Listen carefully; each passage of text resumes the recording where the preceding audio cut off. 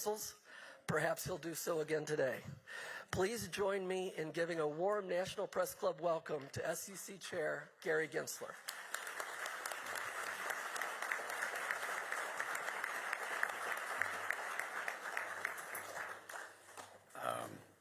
Thank you so much, Mark, for that kind introduction. I didn't know that you wanted me to talk about rom-coms today, but I instead have to start with this. As is customary, I'd like to note that my views are my own as chair of the Securities and Exchange Commission, and I'm not speaking on behalf of my fellow commissioners or the SEC staff. Nor, if I can add something to that disclaimer, am I speaking for or by a generative artificial intelligence model. As the pandemic swept across Europe and the United Kingdom, well, pages are stuck together. Look at that. Maybe the AI model did do this. As the pandemic swept across, can you pull those together? There you go. Thank you. Students packed up their books. They went home. One student at Trinity College in Cambridge left for his remote family farm. While in isolation, he continued his work on physics and math. Now, I'm talking about the 1660s here and the bubonic plague. It is said that while in confinement, Isaac Newton contemplated gravity among other profound insights, including a new form of math, calculus. The math innovation, perhaps the bane of some of your high school experiences, and with journalists in the room, maybe just the bane of your college experiences or your children's experiences. The math innovation is embedded in so much of life, from pharmacology to finance. Well, in the beginning months of a more recent pandemic, when many 21st century students were packing up their books, going home, like Isaac Newton did 300 plus years earlier, there was a rollout of a new version of a generative AI intelligence model, GPT-3. Now, that was already 3+ years ago. Given the health crisis, that release may not have gotten as much attention as the subsequent model release, ChatGPT-4, which was unveiled, yes, on Pi Day, March 14th. It's not when you eat apple and cherry pie. But on March 14th, the same day, Pi Day, 2 other companies also released a generative AI model. Interestingly, just 2 days later, China's largest search engine company, Baidu, also released ErnieBot, a Chinese language competitor. A lot of the recent buzz has been around such generative AI models, particularly large language models. AI, though, is much broader than just large language models. I believe it's the most transformative technology of our time, fully on par with the internet, fully on par with the mass production of automobiles. We don't know for sure where it will all head, but that transformative. Just like calculus, if I can for some journalists, just like calculus, the math underlying AI is built on a groundwork of many others. Newton built on many earlier mathematicians' work. One of them was René Descartes in the 17th century, and those mathematical achievements, the bane of some other people in this room, Cartesian planes and that famous linear transformation formula, y equals mx plus b. You might go, where is he headed? Yeah, you can kind of figure out. I'm a bit of a math geek. I like rom-coms, and I also like to dance. So there you go. But you maybe could have figured that out if you were using generative AI. But similarly, AI and Newton's work on gravity both are based upon data and computational power. So it's not just the math. Newton built, of course, on Galileo's work, gathered data from other scientists' research, his computational power. Up here, his mind and his quill pen. Discussions about AI, though, go back at least to the mid-20th century. You may remember Alan Turing, Imitation Game, the Enigma Code. Well, in 1950, he wrote a seminal paper, Computing, Machinery, and Intelligence, opening with, quote, "I propose to consider a question, can machines think?" End quote. That's Alan Turing, 1950. In the 1980s, world chess champion Garry Kasparov claimed a computer would never beat a grandmaster. In 96, he beat IBM's Deep Blue. Only a year later, Garry Kasparov lost to Deep Blue. Fast forward 14 years, IBM's Watson used brute force computational power to win Jeopardy! That was 2011. Watson had been fed more than 200 million pages of documents from dictionaries to novels. Ken Jennings, the Jeopardy! Champ at the time, wrote on the screen during the final Jeopardy!, "I, for one, welcome our new computer overlords." Think about that. That was 12 years ago, Ken Jennings. In 2016, AlphaGo, using new forms of AI, defeated a human world champion in the complex game of Go. Though perhaps not catching as many headlines as these computer versus human experiences and these challenges, or even ChatGPT, we're already seeing a lot of adoption of AI. Text prediction in our mobile devices and emails been commonplace. The U.S. Postal Service, by God, the U.S. Postal Service uses and has been using AI to predict the addresses from human handwriting. How else could they read Gary Gensler's handwriting? It's being used for natural language processing, translation software, recommender systems, radiology. Yes, our radiologists can see better patterns as to whether that looks like a tumor or not from AI. Robotics and your virtual assistant. I'm talking about, Siri and so forth, and Erica, not that movie, Her, with Scarlett Johansson. That was a good movie. In finance, AI already is being used for call centers, account openings, compliance programs, trading algorithms, sentiment analysis. In fact, this talk may go into a computer that discerns the sentiment of the chair of the SEC. What they find, I don't know. And more. It's also fueled a rapid change in robo-advisors and brokerage app.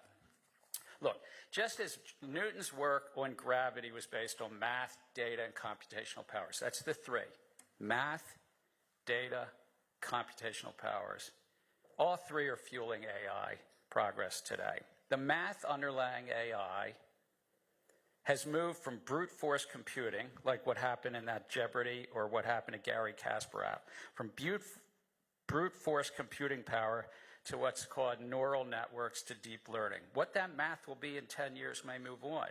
Neural networks are inspired in part by the brain's architecture, having layers of individual nodes, or yes, neurons.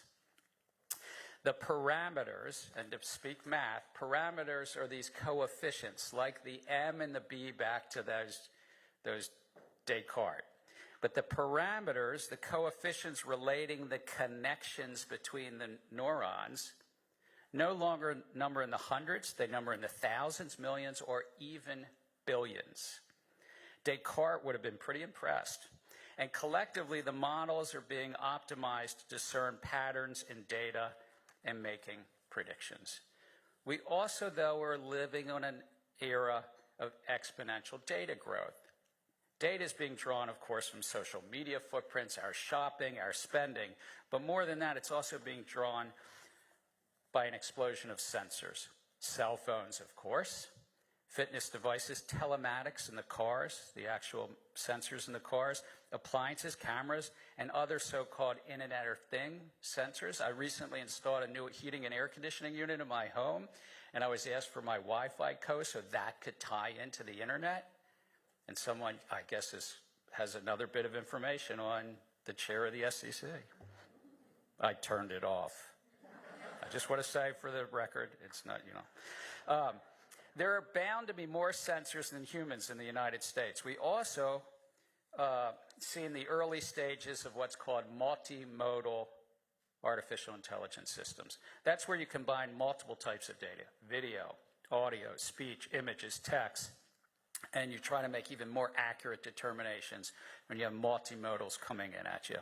The computational power, what can I say? I mean, Moore's law was, Gordon Moore laid it out in 1965 about the ability to increasingly, exponentially have more computational power. So it's math, it's data, computational power.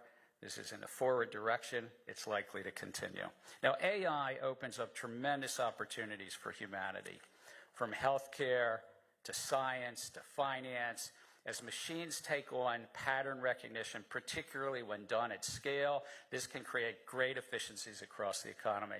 In finance, there's potential benefits in greater financial inclusion, enhanced user experience. When Newton pondered the laws of gravity, he thought in the micro, the apple. He thought about the macro, the cosmos. So, if I could be inspired by Newton a little bit, and in that vein, talk about AI's advances, what they might mean in the micro, to each of us as individuals, and the macro to the broader economy and society. So starting on the micro, what I might call narrowcasting, as opposed to broadcasting for all you journalists. Narrowcasting. Today, AI models provide an increasing ability to make predictions about each and every one of us as an individual. This growing capability facilitates being able to differentially communicate to each of us and to do so efficiently at scale. How might we respond to an individualized communication? How might we respond to an individualized product offering? How might we respond to an individualized pricing? Communication, products, pricing can really tailored and individualized. In other words, narrowcasting. Quite a difference from Turing's day at the dawn of network broadcasting. On a daily basis already, we receive messages from AI recommender systems that are considering how we might, individuals, respond to the prompts. The models have been developed to assist in making decisions already about who gets jobs, who gets loans, who gets credit, who might get the entry into a school, who might even get a healthcare outcome, whether that MRI is going to be for us or somebody else. And that's just to name a few. This raises a host of issues, not necessarily new to AI, but accentuated it. One is when I was at MIT and was studying artificial intelligence, we used to talk about explainability, bias, and what the computer scientists called robustness. You might call accuracy. AI models' decisions and outcomes often are unexplainable. Part of this is the inherent models themselves, the math. Remember that math I was trying to describe. It's nonlinear. It's hyperdimensional, meaning it's up to thousands or even billions of dimensions. And thus, it's hard to explain, but it's also dynamic. It learns from new data and from the model's use, so it's not static. Thus, the insights that come out of such models by design are inherently challenging to interpret in terms of accessibility for us humans. Why does the model, for instance, qualify one of us for a loan and somebody else not for the loan? AI also makes it more difficult to ensure for fairness. The outcomes of its predictive algorithms may be based on data reflecting historical biases, as well as latent features that may inadvertently be proxies for protected characteristics right in the data itself. Further, the challenges of explainability may mask underlying systemic racism and bias right in the predictive data analytics. The ability of these predictive models to predict doesn't mean they are always accurate either. They might be predicting based upon some latent feature that leads to a false prediction. Does the model look at a photo of a dog and say it's a dog, or is it a cat? A couple of years ago, this was back in 2019, my identical twin brother Rob hands me his iPhone and he says, "What do you see?" I say, "I see text messages." He says, "Dang." He said, "That was set on facial recognition for Rob Gensler, not Gary Gensler." Now you might say, that's okay. Identical twin. But these challenges of data analytics are not new. In the late 60s, early 70s, Congress weighed in. Fair Credit Reporting Act, Fair Housing Act, Equal Credit Opportunity Act were in part for similar issues, making sure that people had explainable and fair and unbiased consumer credit and housing and the like.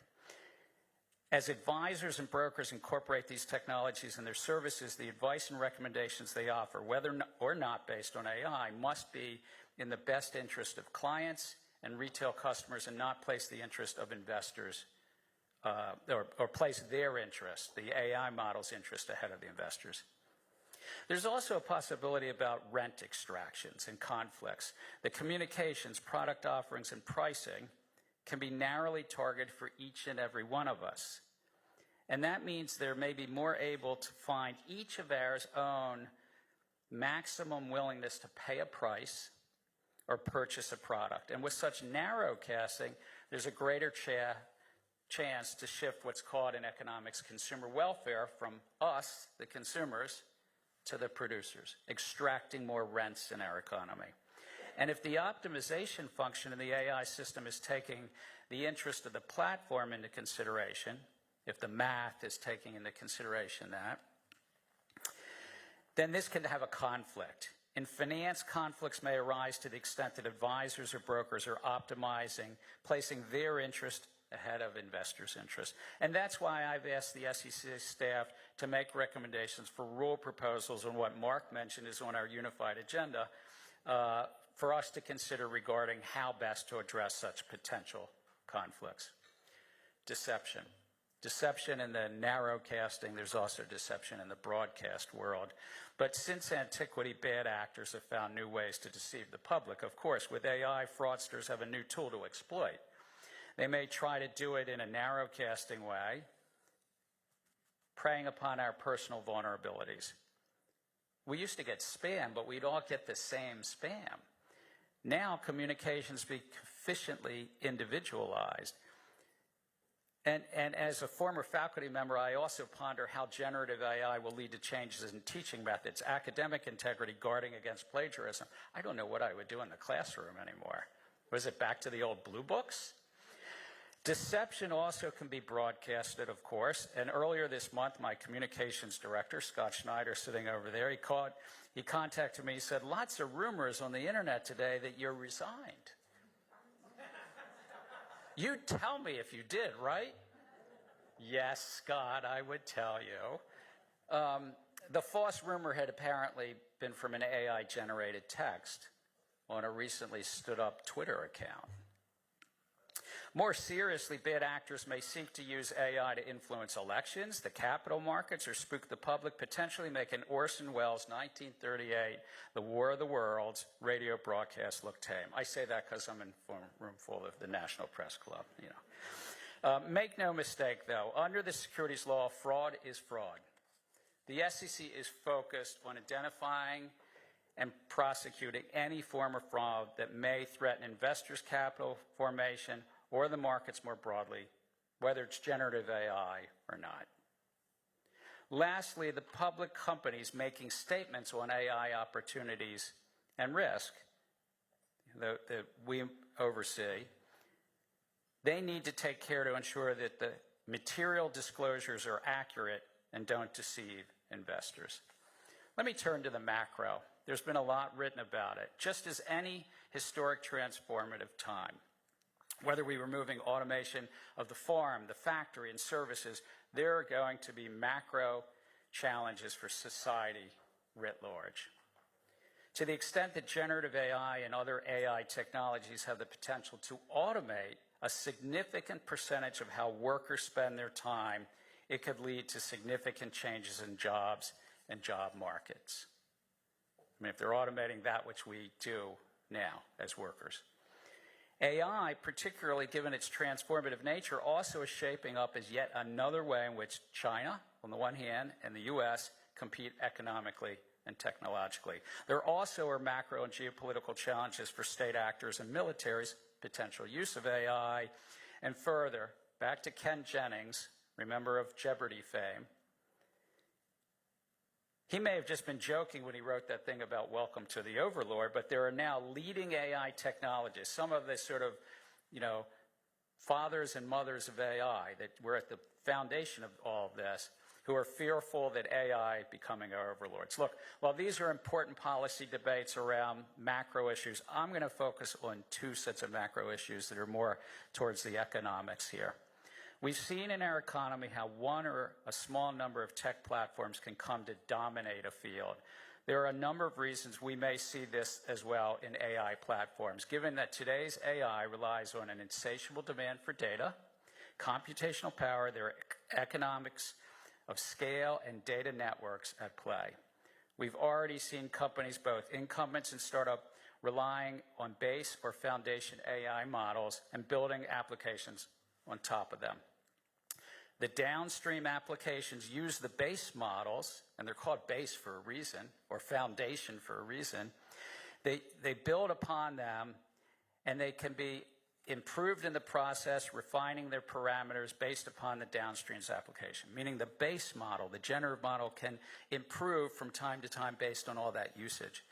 This not only will enhance the base model, but it will give them greater competitive advantage, adding to the possibility of having just one or maybe a small number of base models. We've seen that in a lot of other places in technology. I believe the multimodal AI systems I mentioned earlier will probably even add to that. Once again, what's this raise? It raises some really real economic issues. The debate around privacy I mentioned earlier initially had been about who owns individual data, but now it's are individuals not only in control of their own data, but it also has this important debate about the scraping of all this data into the base model. So today, today's AI reveals this related issue, that data being collected on each of us, we're all helping train the models. We are personally helping. I'm not just talking about when you go in and say whether the cal is upside down or this way or that way to identify getting in. I'm talking about every time anyone in this room uses one of these generative AI models, you are helping them collect data. And the base models are training off of the downstream applications if they so wish. So whose data is it? This debate's currently playing out right now in Hollywood with, with strikes in Hollywood. It's playing out in software developers. It's playing out in social media, where major social media companies are trying to put gating on their information. It raises questions about economic rents at the macro level. The platforms may garner greater economic rents if they become so dominant. Now, what does it mean for the SEC? The challenge here is to promote competitive, efficient capital markets. That's our remit. Competitive, efficient, fair markets. In the face of what could be a dominant base layer at the center of the capital markets, I believe we really have to closely have to assess this and make sure that we continue to promote that competition, transparency, and fair access in the middle of the market. It also raises some issues about financial stability, the possibility that one or even a small number of platforms are there. While I was at MIT, Lily Bailey and I wrote a paper, a STEM winder. I'm sure you all read it. It was called Deep Learning and Financial Stability. This was you did? Oh my gosh, a prize. Written in November, or published in November of 2020. The recent advances of generative AI models make the challenges Lily and I wrote about even more real. AI may heighten financial fragility as it could promote herding with all the individual actors, the downstream applications, making similar decisions because they're getting some signal from the base model or data aggregator. This could encourage basically a monoculture. And all study of biology, all study of financial markets, when you tend towards monocultures, you tend towards fragility. It also could exacerbate the inherent network interconnectedness of a global financial system relying on what might be one or maybe two or three base models. Thus, AI may play a central role in the after-action reports of future financial crisis. And people will say, oh my God, everybody was getting the same mortgage data or mortgage pricing from that base model somewhere, which will be hard to explain, and we won't even maybe know it for a while, but I think this unfortunately may well be in our future. And with current model risk management guidance, while we need to update, we at the SEC, maybe the other regulators update individual model risk management, this is about the system as a whole. And so I really think that we're going to have to come together and think about what we do in what's called a macro-prudential way. Let me wrap it up. I'm sure I've gone too long, but we've come a long way from Newton contemplating an apple and the cosmos. He would marvel at the math, the data, and computational power. He'd probably be intrigued by this fact that AI is actually helping refine data to detect gravitational waves as well as its use every day. Gravitational waves was not from Newton, it was from Einstein. We at the SEC are technology neutral. So just like our treatment of calculus, we focus on the outcomes rather than the tools. We don't have any regulation at the SEC on calculus. We look at the outcomes. Securities law, though, may be implicated depending upon how AI technology is used. Within our current authorities, we're focused on protecting against both the micro and macro challenges I mentioned. And while recognizing the challenges, we at the SEC also could benefit from staff making greater use of AI in their market surveillance and disclosure review, exams, enforcement, and the like. I think AI is going to continue significantly transforming science, technology, and commerce. I suspect Newton, though, would agree that it's important to focus on these micro and macro challenges of AI. And given that we're dealing with literally the automation of human intelligence, the gravity of these challenges is real. Lastly, a disclaimer. Though these remarks likely will be analyzed by AI models, they are not the product of any generative AI. They're all human. Mark.